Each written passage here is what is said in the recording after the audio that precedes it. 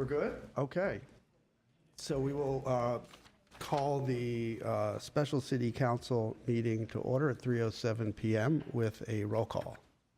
Council members Asadrian, Here. Divine, Here. Kasakian, Here. Najarian, Here. Mayor Botman. Here. And may we have your report, please? The agenda for the Tuesday, October 10, 2023 special public meeting of the City Council was posted on October 5th, 2023 on the bulletin board outside City Hall. And our first item of business? Our first item is libraries, arts, and culture regarding citywide public art landmarks, Central Park ground level sculpture. A motion authorizing the city manager or designee to enter into an agreement for commission of artwork with Geram Abrahamian in an amount not to exceed $100,000 dispersed from the Urban Art Fund to design, fabricate, and install a public art piece entitled Reality Series for the Central Park ground level sculpture. Thank you. Mr. Galamian. Yes, Mayor Brotman, Mayor City Council, as part of our citywide public art landmarks, the staff is presenting the recommended art piece for the Central Park ground level sculpture for your consideration. With that, I'll turn it over to Dr. Gary Schaefer, Director of Library Arts and Culture, to present this item.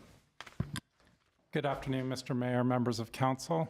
We're excited to be before you today with this ground level sculpture for Central Park. Just so you know, on May 18th, 2023, the Arts and Culture Commission met to discuss this piece. They reviewed a few pieces, and this was the finalist they chose. This was then presented on August 21st of this year to the Parks and Recreation and Community Services Commission, who also agreed upon this. But staff have been working on this for a very long time. Actually, it goes back to during the pandemic. In October 2020, council approved the hiring of LaBasse Projects to work on these large pieces to go across the city.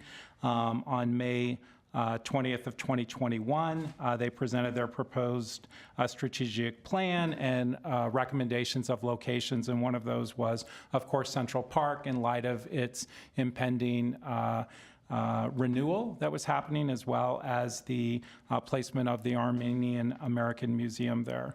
On August 16th, LaBasse released an online application collection website on a software called Submittable, and it closed on October 8th of 2021, and staff received over 256 applications for consideration.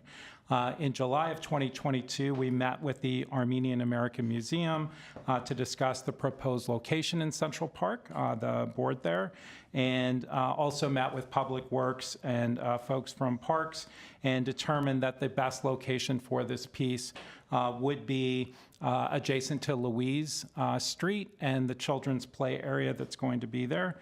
And then following that on May 18th is when they decided on this piece and to present it. So you see the piece before you. It's very beautiful. It gives you the scale. As was the clerk reported, the artist is Geram Abrahamian, and the piece is called Reality Series. And to him, it symbolizes an incremental transformation, a change sparked by an individual, and the continuously growing impact that started from something small. He cites, as an Armenian living in the United States, he highly values the idea of openness and fostering cultural diversity. And he and his team have consciously made the decision to focus on the future that we as individuals can impact while honoring and staying true to our past. So it is a very beautiful and striking piece.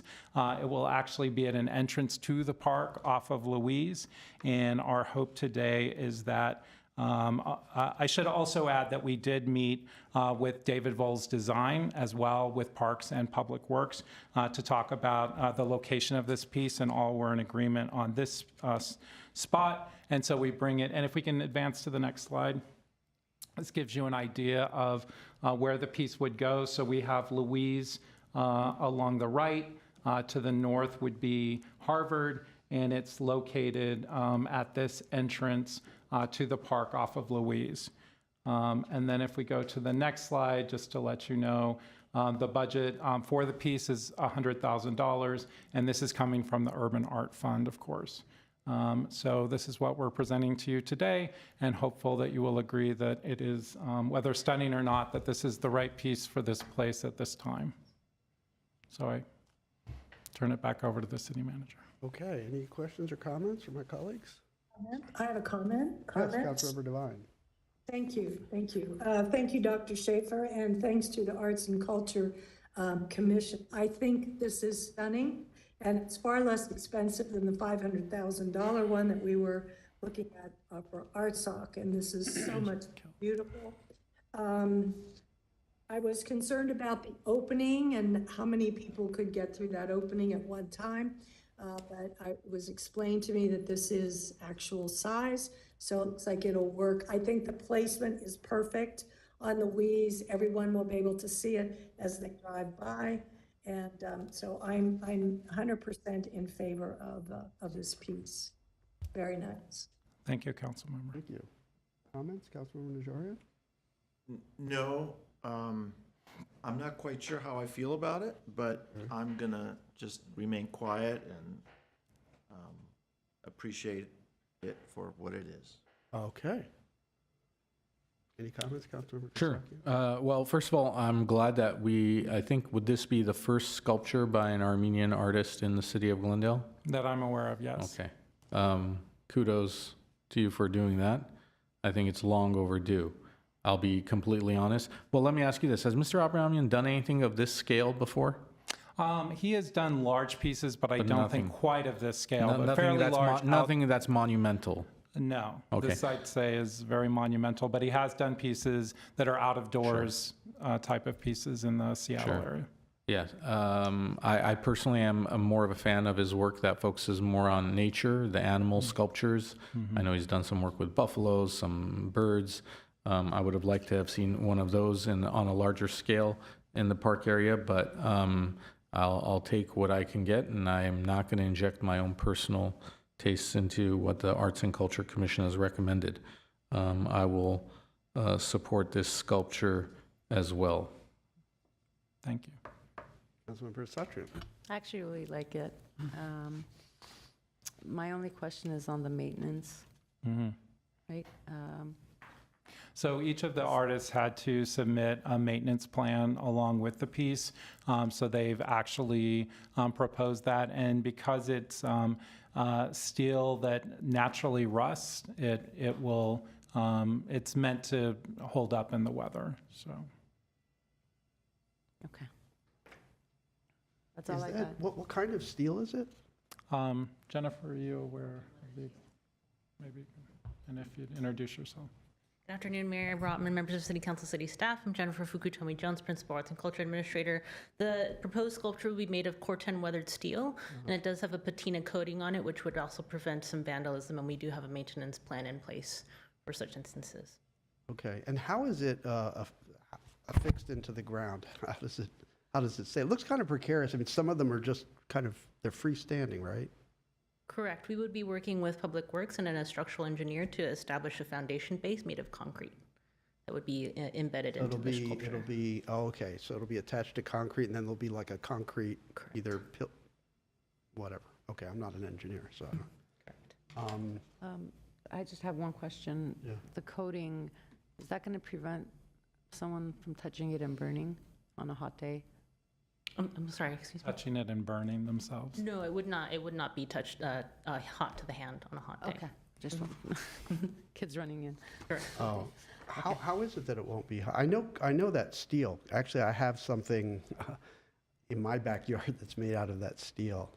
It can get hot It in the can. direct sun. Absolutely. So the artist is going to be working with the fabricator to ensure that the coating on the outside of the exterior of the sculpture does not have a heat adherence to it, so that when children or people walk by, it's going to prevent it from getting too overheated.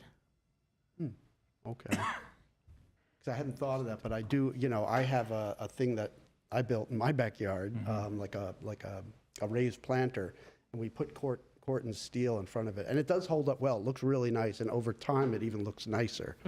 as it kind of weatherizes, but, you know, in the direct sun, it can get hot. So maybe you're saying there's a different kind of special material that's put on top of it? They're investigating different coatings for the sculpture that can lessen the heat that comes off of it. Okay. I mean, it is a good point. I wouldn't have thought of it, and we should keep an eye on that because, yeah, that wouldn't be cool. It'd be hot. No pun intended. No pun intended. I wasn't. But you know, as for me, I like his work. I didn't know anything about him. I looked up, you know, his pieces, and I agree. He has these smaller pieces, the fish and the wildlife and the bisons that are really gorgeous. But he has a lot of stuff like this that looks like ripples, and I like it. But again, yeah, I mean, the Arts and Culture Commission was unanimous, I believe, right? And staff supports it. And the museum, have they seen the actual They piece? have. Okay, Yeah. and they like it? They like it. So who am I to say? So I support it. Great. Councilmember Najarian's been quiet. No, I made my, I Okay. said it's, I'm going to defer to the art critics, and I'll just take it as it is. I'll move the item at Oh, wait, 1A. do we have any calls? No? We don't have any calls. Okay. Councilmember Devine? Councilmember Devine already spoke. She said she's. Councilmember Devine, do you have anything additional? Oh, I'm good. I'll move the item. I love it. I'll second. Okay. You got preempted there. Okay, whatever. Let's have roll call, please. Council members Asadrian, Yes. Divine, Yes. Kasakian, Yes. Najarian, Yes. Mayor Brotman. Yes, very good. Thank you. Thank you, Will. Congratulations. Okay, what's our next item then? Our next item is management services regarding consideration of establishing a sister city relationship with the city of Santa Rosa Laguna in the Philippines. A resolution establishing a sister city program with the city of Santa Rosa Laguna in the Philippines. Okay, Mr. Galanian? Yes, Mayor Brotman, members of City Council, as you all know, we do have a sister city program in place. Currently, there are 10 previously approved sister cities that have established relationships with the City of Glendale. With this report, we're requesting your consideration of establishing a sister city program with the City of Santa Rosa Laguna in the Philippines. This will allow us to exchange ideas and best practices to further Glendale's support of cultural preservation, economic development, and tourism and technology. That said, staff also is in the process of revitalizing our current existing sister city program, reconnect with our existing sister cities, as well as enhance the exchange that we are planning to do with these cities. With that, I'll turn it over to Edith Fuentes, Chair of the Philippine Sister City Recommending Committee, who will make a presentation. Please.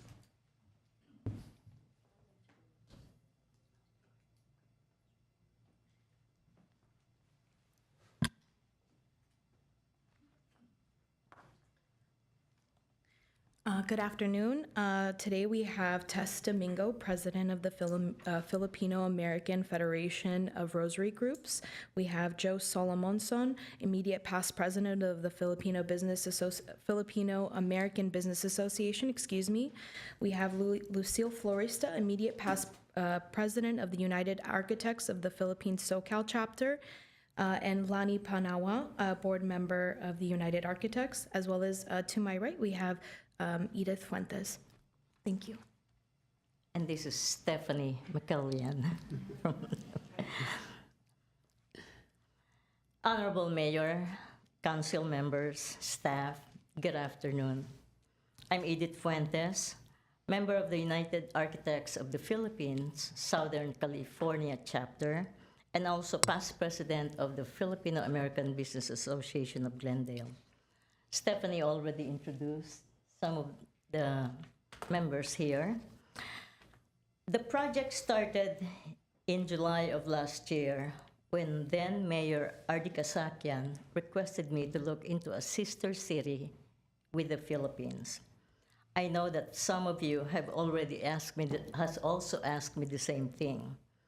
So I reached out to some of the members of UAP, FEBAG, and also some of the internationally known Philippine architects, developers, and planners, namely June Palafox and Arthur Lissing, both based in the Philippines.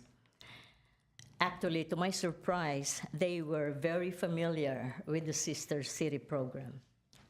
We met in person and via Zoom many times.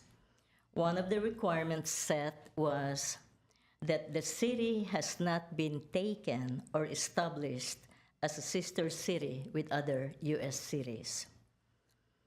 After much discussion and deliberation, and with 6 cities submitted, and taking into consideration their geography, demography, economy, infrastructure, government, notable personalities, and more, we came up with top 2 cities: the city of Santa Rosa, Laguna, and the town of San Miguel, Bulacan. Both are from Luzon in the Philippines. While San Miguel, Bulacan is a first-class town and well known for its rich history, heritage, arts, culture, and beautiful tourist attractions, the committee chose the first-class and bustling city of Santa Rosa for our final recommendation. And before I go on with why, let us share with you a 3-minute video greeting from the mayor and very excited Honorable Mayor Arcillas from the city of Santa Rosa.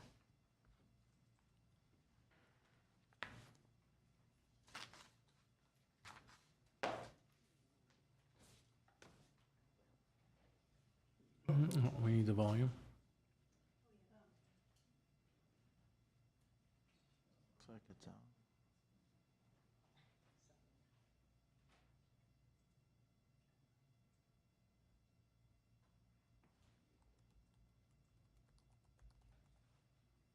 We got to get you one of those name plaques, Mr. Mayor.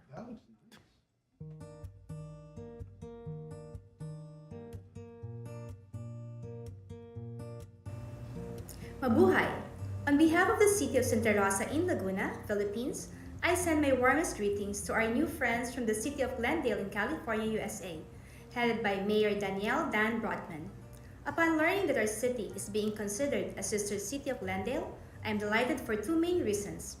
First, I'm excited because we are always open to entering into sisterhood with progressive cities so we can learn from each other and perhaps replicate their best practices to suit our own needs here in Santa Rosa. Second, I am pleased since I have known Glendale not only as a beautiful city in Southern California, but one that offers an ideal balance of urban amenities and natural beauty. This made me even more thrilled to be considered your sister city because we share this distinction. Our efforts to preserve the old alongside welcoming the new, a convergence of tradition and modernity. Through the years, we have continuously aimed for modernization while also being ecologically sustainable. We strive to formulate and implement programs that will make the city of Santa Rosa more investment-friendly without forgetting that it must first be an ideal place to live in for current and future residents. To realize this, we use our city's vision as guide. The vision of Santa Rosa is to become a world-class, smart, and green city with a sustained and inclusive economic growth that is driven by a transparent and accountable local government, effective civil servants, and empowered citizenry. Achieving this vision, though not impossible, is not an easy task, but we have been thriving because we have our stakeholders from both the public and private sectors as partners in pursuing this vision. Serving as city mayor for more than 15 years now, I found that our application of the participatory style of governance has been effective. In the city of Santa Rosa, we give importance to the role of the citizens in the creation and implementation of projects and programs, thus making sure that all needs are addressed and met at the soonest possible time. Part of this style of governance is also partnering with cities locally and internationally. That is why I and the city of Santa Rosa are delighted to be considered by the city of Glendale a sister city. We look forward to learning from and with you so we can assist each other in fulfilling our goals for our respective cities. We anticipate partnering with you so we can continue the pursuit of our mission and vision for our prospective cities. This has been Santa Rosa City Mayor Arlene B. Arcelias. Once again, thank you for considering us as a sister city. We look forward to meeting you in person soon as we finalize our sister city partnership. Maraming salamat po. Thank you very much at mabuhay po tayong lahat. Again, God bless and stay safe.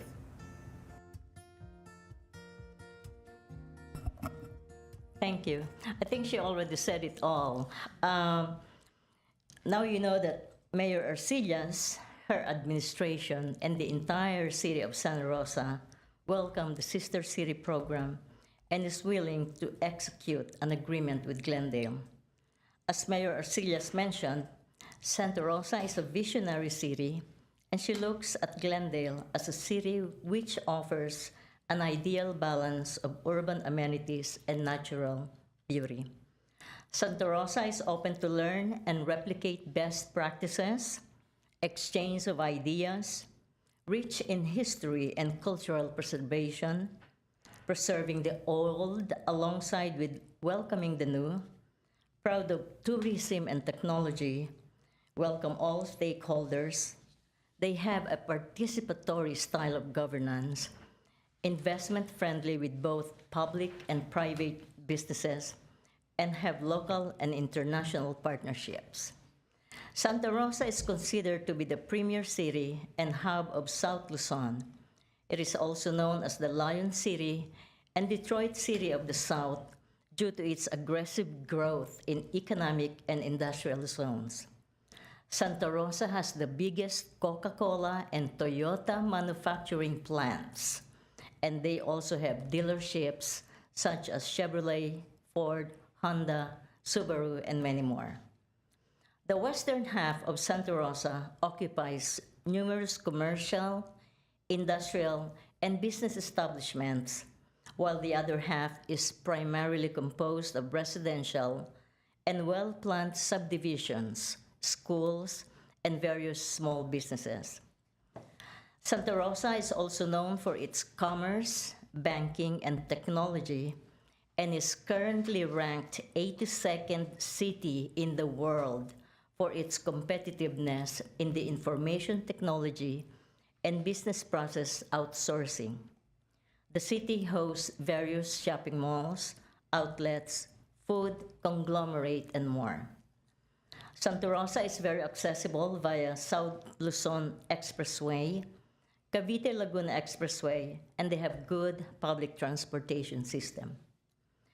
There are more than 10 public and private elementary schools, more than 10 secondary schools, and 5 colleges and universities. And they also have more than a dozen churches and different religious chapels. They also take pride of their top sites and attractions.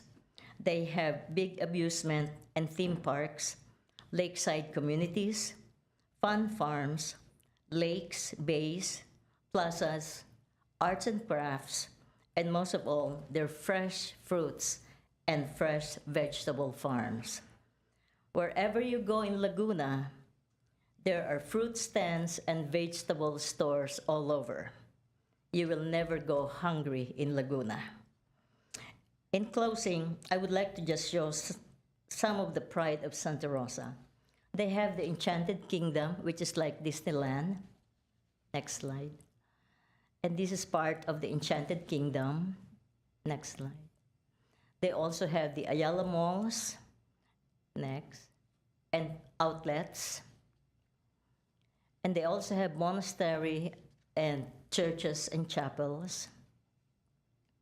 This is Ayala Land New Valley, a very well-known subdivision in Santa Rosa, which is patterned after American planning. They have the famous and historical Santa Rosa Arch. They have Manila Memorial Park in Santa Rosa, where some of the heroes and presidents of the Philippines are buried. They also have historical landmarks and houses and structures such as the Marcos Twin Mansion.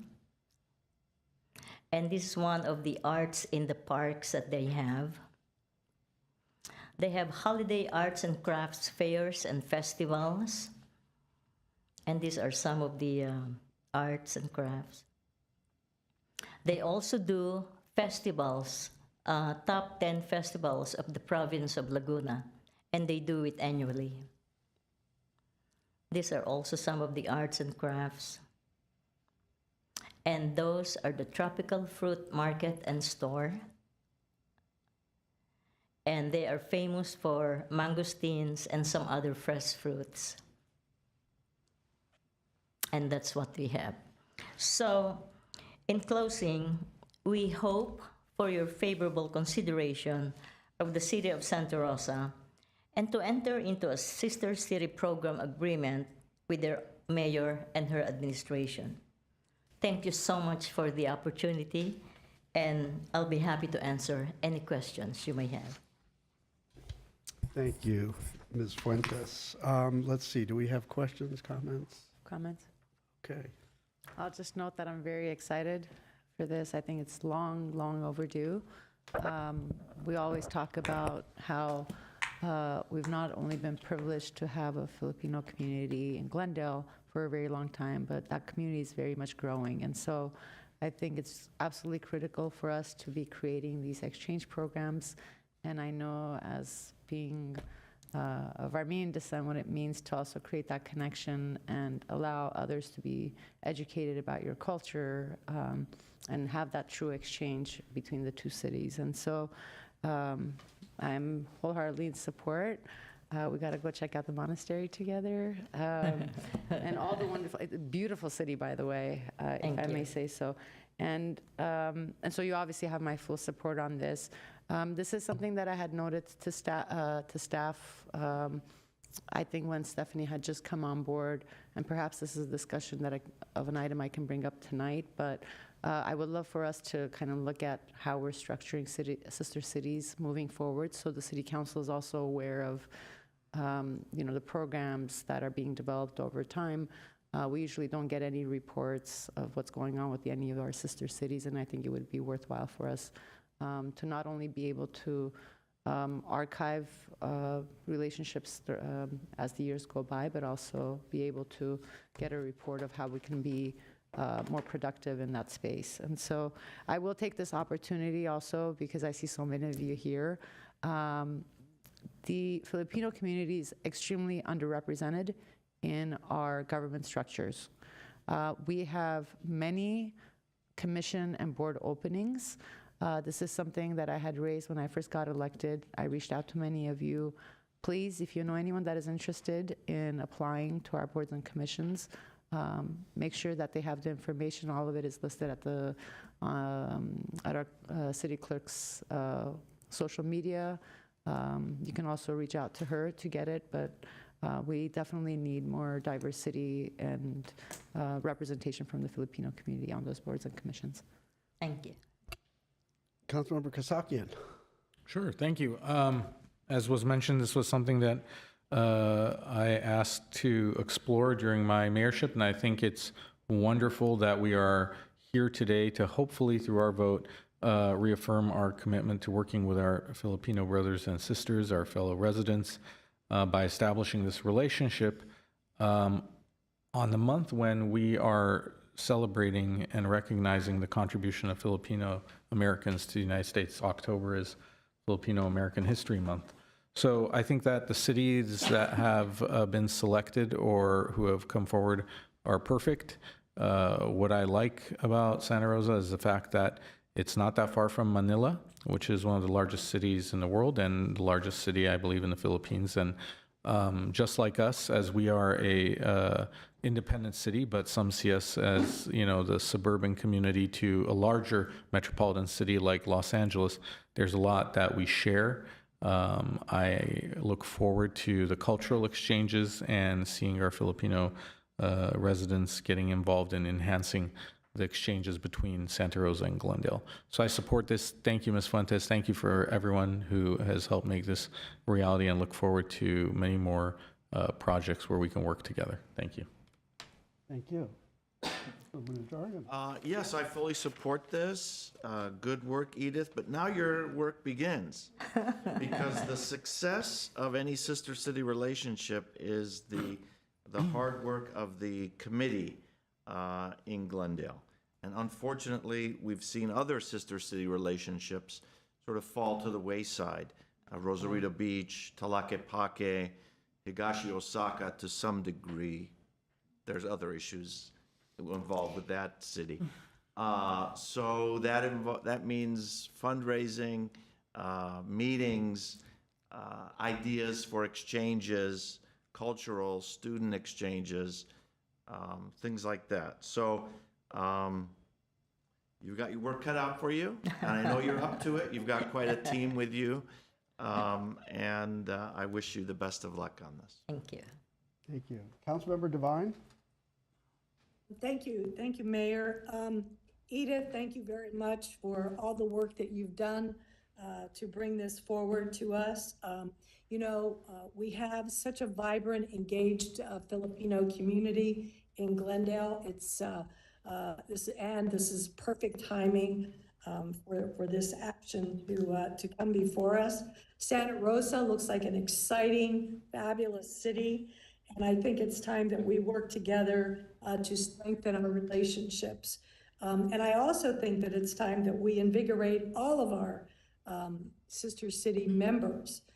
Let's start to get more engaged with our sister cities and make sure, Edith, that we continue to work together and to share ideas, projects, education, technology, anything and everything that we can with the Philippines. Thank you so much for all of this, and I am in complete support of this sister city. Thank you. Thank you. Well, you already have 4 votes. So, I echo what my colleagues have said, and I want to congratulate you and FABAG, all your colleagues and friends and people in the community. You wanted a friendship memorial, and you got a friendship memorial. You wanted a sister city, and it looks like you're going to get a sister city. So you do work hard and make things happen, and I know we all appreciate that. I like what I'm seeing from Santa Rosa, and I think it will be a good, interesting, productive relationship on both sides. It's a fairly large city. It's about twice our size. And just a question: how long does it take to get there from Manila? About 1.5 to 2 hours. 1.5 to 2 hours. Okay, so not quite like Glendale, like nestled on LA, but it's okay. It's but it seems like an exciting opportunity. So I'm in full support, and I agree with what Councilmember Najarian said. Like, you should talk to Chang Lee, because he's kind of the poster child for how to make these sister city relationships flourish, and he does a lot of work and raises a lot of money and spends a lot of money making these relationships work. But it's all good. So I know you know him from the Planning Commission, so you can see how he does it. But that would be great. So with that, I'll take a motion. Yes? Chair, I would call to move this item. What's that? Oh, okay. We're going to have everybody jumping on moving this item. But we do have a motion, but before do we have a second? I'll second. Okay, we have a second from Councilmember Kasakian. And before we go to roll call, do we have any public comments? We don't have any public comments. We don't have any public comments. Okay, and the mayor, obviously, they have already taken whatever action they need to take, or will they take action after they hear from us? Well, they're waiting to hear for the final confirmation. And she said she is already excited to host all of you, if not some of you, and I'll be there with you. Okay. Just the next steps on this, if we give the go-ahead, then an agreement has to be drafted and it comes back to us? Is that how it works? Mayor Brotman and City Council, once we get council's approval, then we will send it to the city of Santa Rosa so they can formally accept it. Yeah, I will be in the Philippines November and December, so I intend to hand deliver to her whatever needs to be hand delivered. Right. And Okay. then we'll put an agreement together and we'll sign with both parties. Okay, very good. So we have a motion, we have a second. Let's have a roll call. Council members Asadrian, Yes. Divine, Yes. Kasakian, Yes. Najarian, Yes. Mayor Brotman. Yes, congratulations. Thank you very much.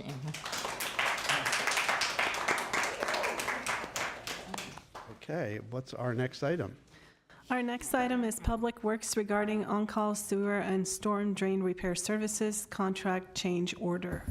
A motion authorizing the city manager or designee to execute the contract change order to contract 8001420 with W.A. Rassick Construction Company, Inc. for sewer upgrades and increasing the contract amount by $950,000. B, resolution of appropriation to shift funds in the amount of $650,000 for the on-call sewer and storm drain repair services. Thank you, Mr. Galanian. Yeah, Mayor Brotman, Mayor City Council, prior to the start of the construction of the upcoming 2023 slurry seal and crack seal program that you will hear about this evening, Public Works staff recommending certain critical sewer upgrades that can be completed more efficiently and economically by adjusting an existing contract that we have with W.A. Research Construction Company.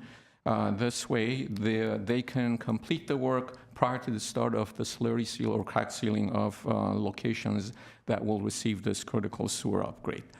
With that, I'll turn it over to Mr. Imrani, Director of Public Works, if he has any additional pertinent information to share with you. Good afternoon, Mr. Mayor, members of City Council. As Mr. Galanian mentioned, this is we're splitting this contract into two to make sure that we get the critical sewer and storm drain repairs done before we move on with the street repair. So be happy to answer any questions you have. Okay, any questions? Question? Councilmember Devine? No questions. I'll move the item. Okay. Second. Okay, second from Councilmember Najarian. That was easy. Roll call, please. Council members Asadrian, Yes. Divine, Yes. Kasakian, Yes, thank you. Najarian, Yes. Mayor Brotman. Yes, very good. What's next, please? Adjournment. Oh, no, we have public, a sorry, report. there's one more item. Public Works regarding AB 43 Business Activity Districts. Presentation only. Go ahead and use that. Mayor Brotman, members of City Council, as you may know, AB 43 was the legislation that allowed cities to reduce speed limits on certain cities with certain criteria within our jurisdiction. And this is just an update on the studies that Public Works traffic engineering staff have done. And just to bring you up to date as to the results of those studies and the forthcoming staff report that will more officially and formally go into the installation of the traffic signs that we need and finalization of the studies to implement these reduced speed limit signs, certain corridors. With that, I'll turn it over to Pastor Casanova, Principal Traffic Engineer, for the presentation. Thank you, Mr. Galanian. Good afternoon, Mayor Brotman and members of the City Council. This is a brief presentation regarding potential speed limit reductions allowed by changes in the California Vehicle Code laws resulting from AB 43 legislation. Next slide, please. AB 43 gives cities more flexibility to lower speed limits. The bill was approved by the governor in October of 2021, and changes to the Vehicle Code went into effect in 2022. Some of the changes require Caltrans to revise the California MUTCD and the courts to develop an online tool for adjudicating violations before the respective speed limit reductions can be implemented, and not before June 30th of 2024. Other changes in the vehicle code, such as the consideration of business activity districts for lower speed limits, took effect immediately and allows cities to reduce speed limits by change to their municipal code ordinance. To this note, Department of Public Works, in collaboration with the Community Development Department, researched streets in the city of Glendale that could potentially qualify as business activity districts and evaluated the vehicle code requirements for potentials to and opportunities to lower the speed limits. Next slide.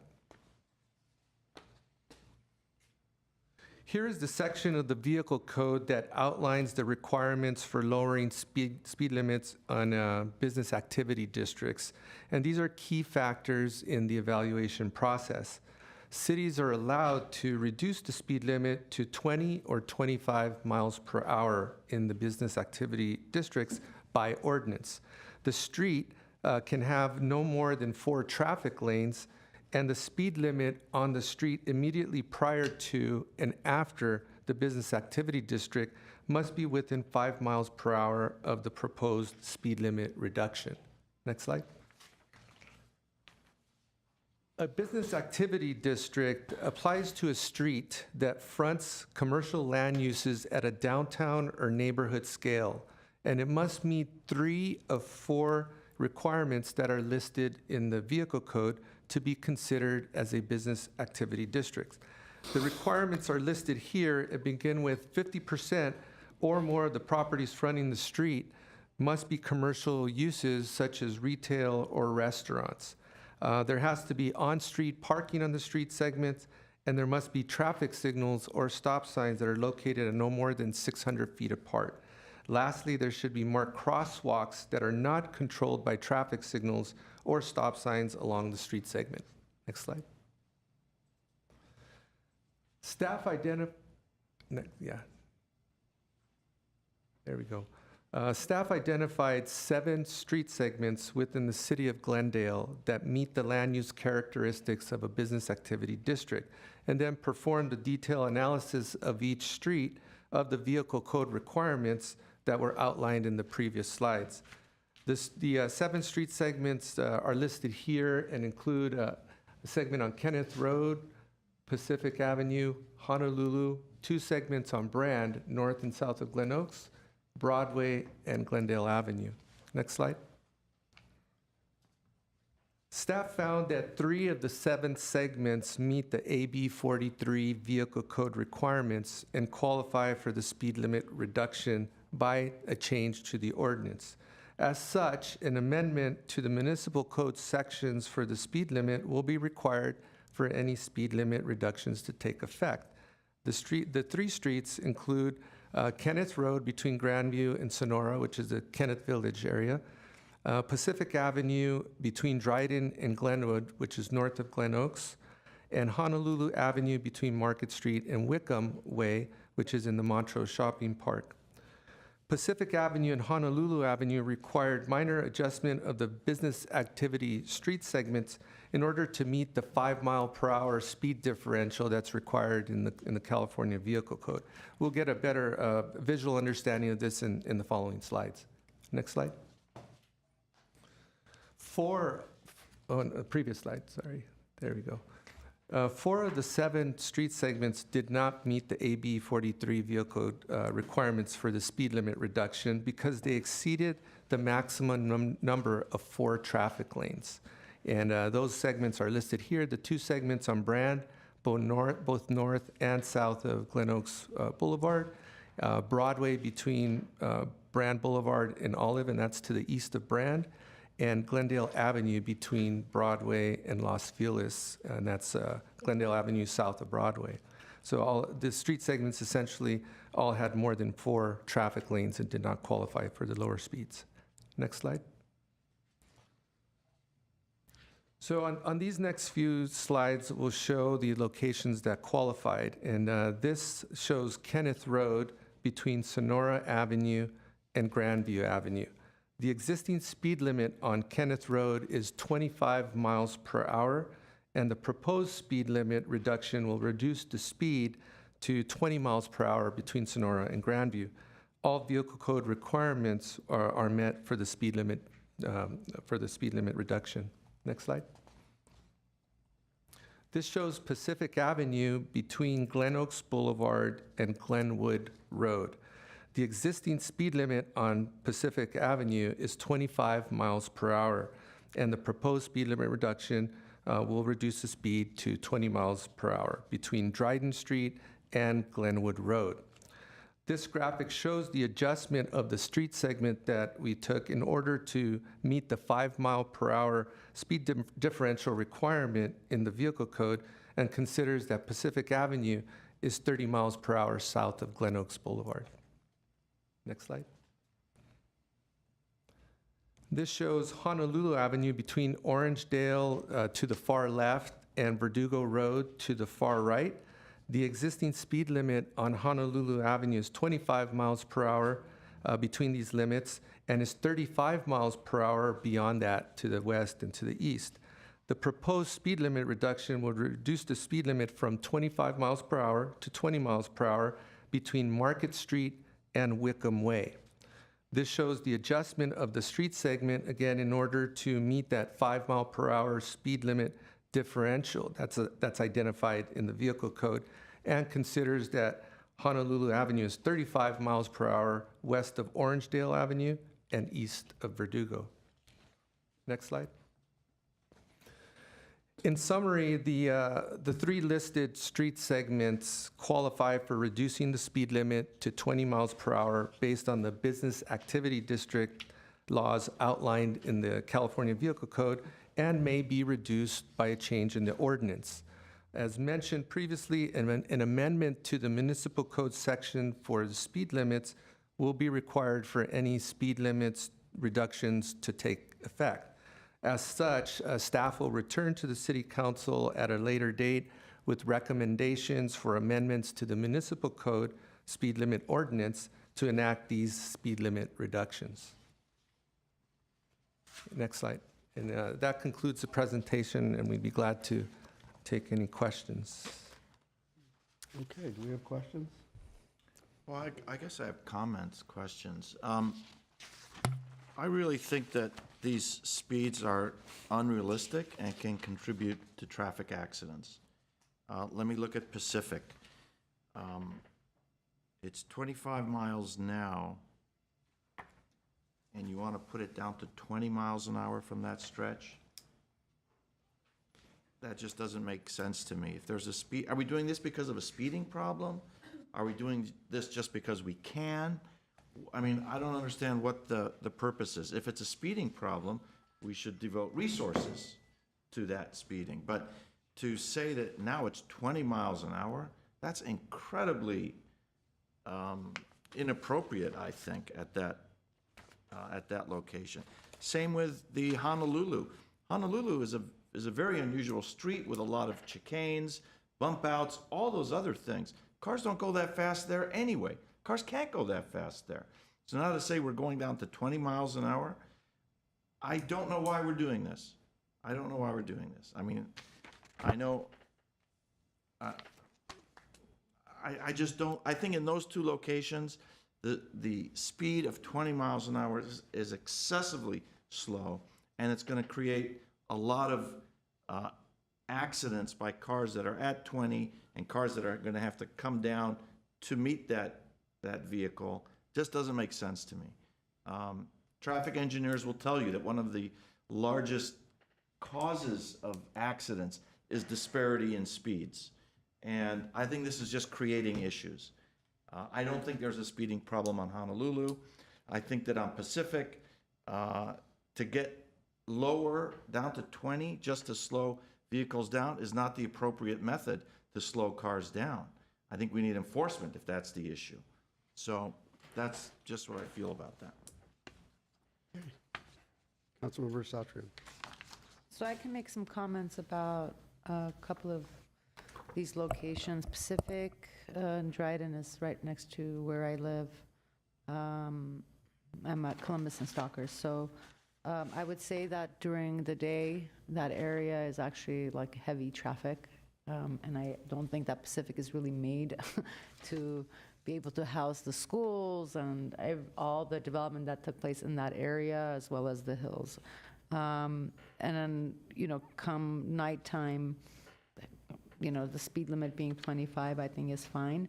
When I'm looking at your recommendation for Kenneth Road, it seems like we're only talking about Kenneth Village, right?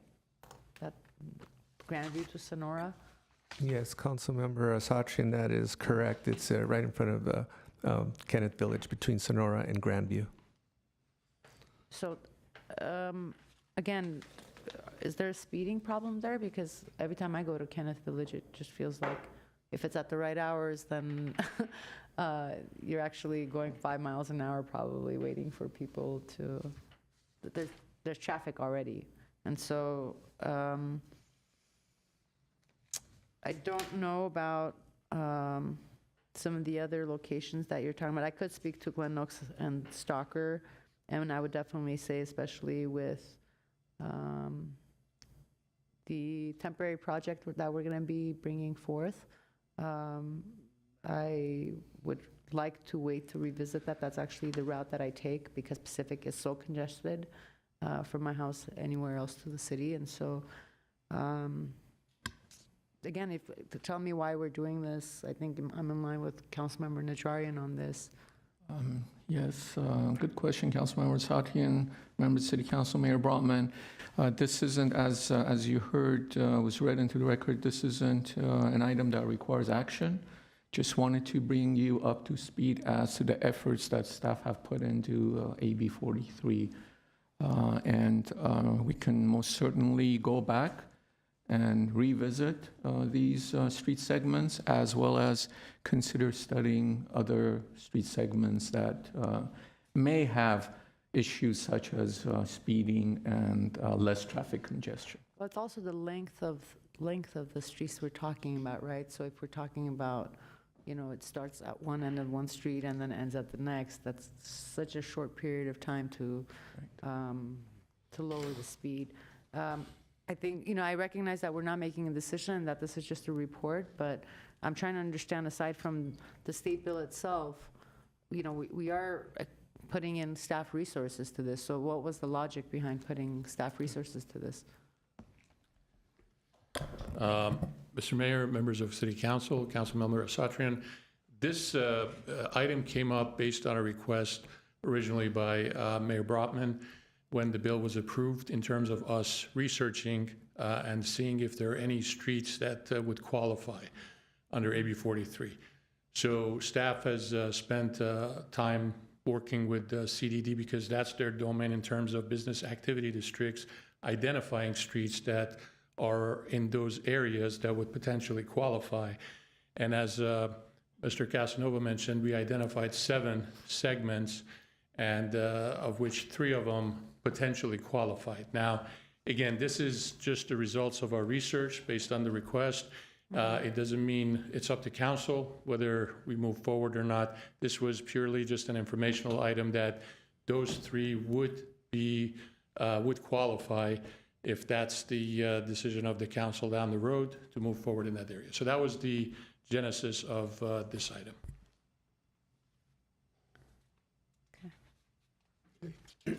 Councilmember Kasakian?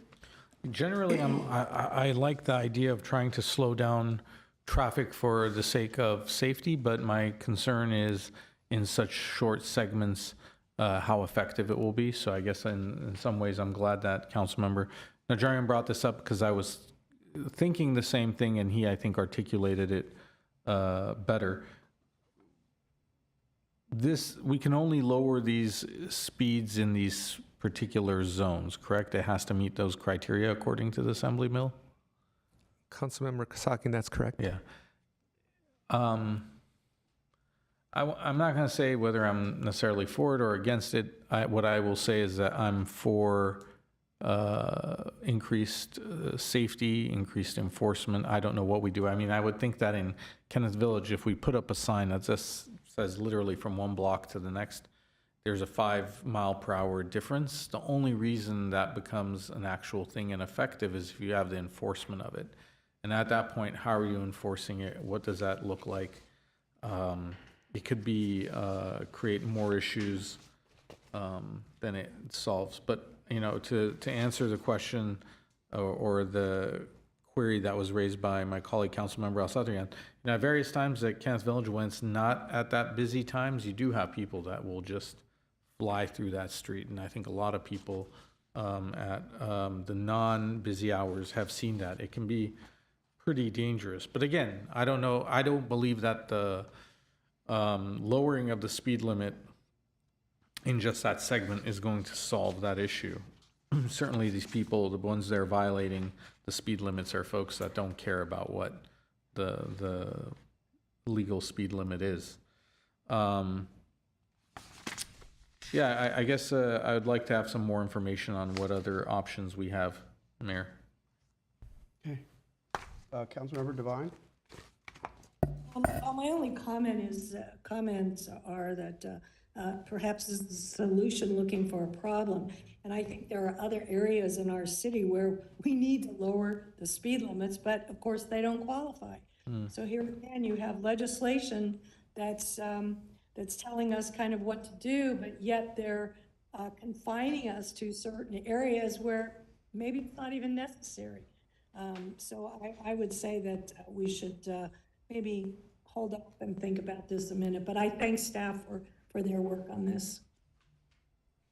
Okay, well, for me, I do favor reducing speed limits when we can. I understand they're not going to stop people who are committed to speeding, but it does send a signal. It does send a message. It says what our expectation is for a particular segment. And I think it's pretty normal when you're in cities, especially just got back from Europe, and you'll see whenever you go into a town, sometimes it's a very small segment, you will slow down for that segment because there's a lot of commercial activity. There's a lot of, people walking around there. So there's evidence that it does have some effect on speeding. There's not a lot of evidence that speed limits by themselves will stop speeding, right? It's really road engineering that determines how fast people drive. But it's one of many tools that we have, and I think it sends the right message about some of these very specific places that we want people to go very slow, like we do in front of school zones, where we'll have 15 miles an hour in front of a school zone, and